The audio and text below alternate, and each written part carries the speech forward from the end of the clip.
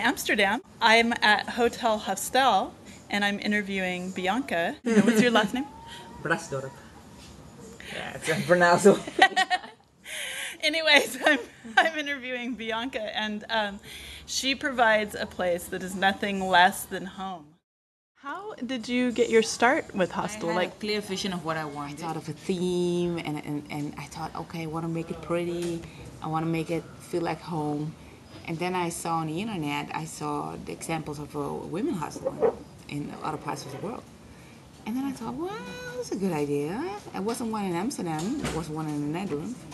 And I thought, okay, that could work. Like, was there something that motivated you personally to do an all-female dorm? I like the fact that women can feel safe and not have to worry about anything while they're traveling, especially when you're traveling alone or when you're coming from different kinds of backgrounds or religion. And I just wanted to provide a place for them to be. But when did the germination actually start happening? When did you start? Well, I just started 3 years ago, searching for different locations in different parts of town. And I didn't realize that it was really, really hard to start a hotel in Amsterdam. Because all of the regulations, and you have finances, and you have the owners of the buildings that you have to convince to start a hotel, because it's just a different business. So I walked around with the idea for a long time, but it just bounced off. Every time I was busy with a location, either it was too expensive, or the city council, they said no, or the owner said no. So it was like a journey to get the right place at the right amount at the right time, and that everybody was digging it. Right. So that was really hard. And I imagine there's a bit of magic that goes into that. So what were some of the magical things that happened in the process? Well, one of the things, because it's a long story, but the fact is it's a big building, and the destination was offices, and I wanted to join a hotel, so you had to have a destination change. Right. And there was already one, the library was here, and they already had one, and the rules, they said that's one destination change per building. Okay. So I came, and they said no. It had been spoken of with like 4 people, and they all said no. And then it was with the alderman, and the highest alderman had to decide if my hostel was going to be there or not. Right. And I thought, oh my God, my faith is in the hands of one man, a man. Wow. Right. Yes, and that was pretty scary, because I thought, well, maybe he had his fight with his wife, or you never know. It's you just never a know nasty mood, and I thought it was so fragile, and I really did my best, and a lot of people around me that believed in me and believed in my idea were lobbying for me. So when it came out, and he said yes. I'm like, oh man. Damn. So in that, I imagine that it takes an act of Congress and a huge community to convince the bureaucracy. I think I talked to like 9 people with the city council. The owner is a housing company. I think I talked to 4 people there, 4 or 5 people. So yeah, it's a lot of convincing. You have to make your business plan, and you have to put a smile on, and really believe in what you're doing, and believe that it's gonna be a success. And because they said, women hostel, and you have to explain, yeah, it could work. And I said, okay, then I have the arts stuff that's going on, and especially this part of town, it's not much going on. So I said, okay, it's an added bonus for this part of town. So you really have to sell it. You have to sell your idea and get people to like it, and get people to say yes. Because if someone said no, it was like no. Oh. And that's the hardest part. It's because every the hotel business in Amsterdam, it's really fragile. The city council has to approve every new hotel that comes here. So it's at a high level. It doesn't matter how big or small you are. If it's a hotel, there's a lot of people looking at it. So right. That was you experienced 2 or 3 rejections before the alderman actually. Yes.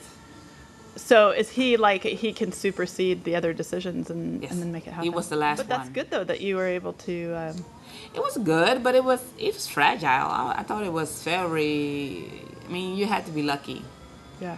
And I was, but it's just I don't like it being that fragile. Pressure. Yes, As yes. a tenacious businesswoman, what can you say to young women who are in the process of achieving their goals and their dreams that keep coming up against walls and no's and It's important thing is keep believing in yourself, keep believing in your idea, in your product. Just have the blind faith in yourself right. that it's a good idea and it's gonna work. Because if you don't believe it, they won't. And question everything, question everybody. I question authority, and I question authority. If you can't explain to me why things are the way they are, I question you. Yes, I like to question authority, and but I like to do that also to learn Right. why things are the way they are. And if Right. you can explain it to me in a manner that you're okay, this is why. Okay, I've learned a little bit. So that's it's a learning process as well. So I enjoyed it, not always, but in hindsight, I really enjoyed it. So you were involved in the decoration process from start to finish. Yes. So, okay, so Hostel has been open only a few months. Yes, so Positive March thinking. 8th is International Women's Day, Yeah, okay. and I wanted that day to open. Yeah. So it How happened. many on average? How many women frequent Hostel a day and then a week? Maybe? Okay. I have 15 rooms and 84 beds. Uh-huh. And since last week, we've been full almost every day. So you're saying an average? 90. I was going to say because it's been packed the last few nights yes, that I've been here. Ananta's been staying with Yeah. her. Okay. So it's been really busy. So I've been running around. In the doing evening, basically, this place is packed full of people. Okay. So it's really interesting. I was really curious to see, what the average flow is because I really, really want this place So to this is succeed. the kitchen. She's gonna make banana cake later. So people can cook here. There's a lot of cooking going on. I like that. I like it's also a budget thing. It's cheaper to cook, but I'm surprised at how healthy these girls are eating. Really, with their veggies and their soup. So that is thumbs up for them.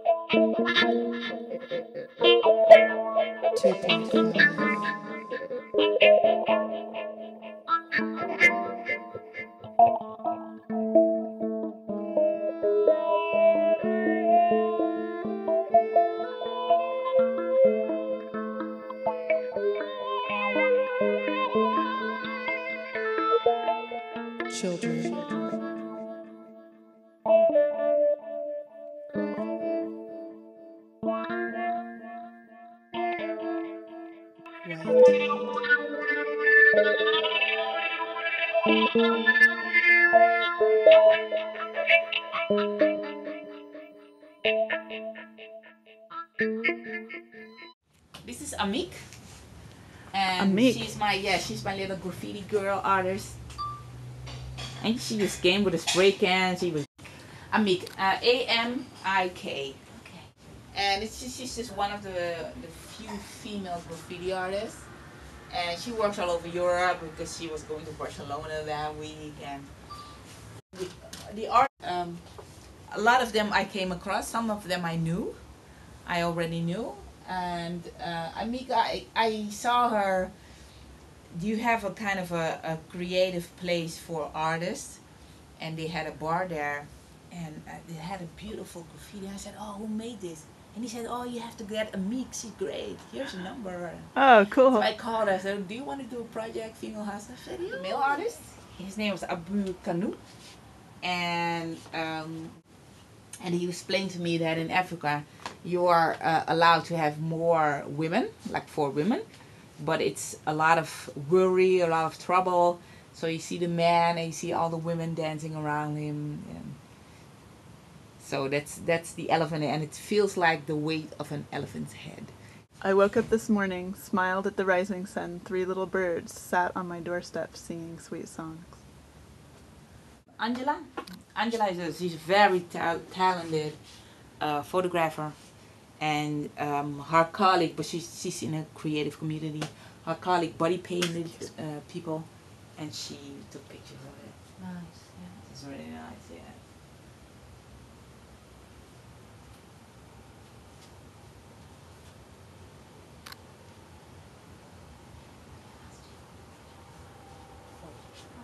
Melina's done this one. Melina's done this one. And this Melina, one's the funny fabulous. girl, and she said, "Okay, well, you know what we should do? We should take all kinds of little pieces of cloth."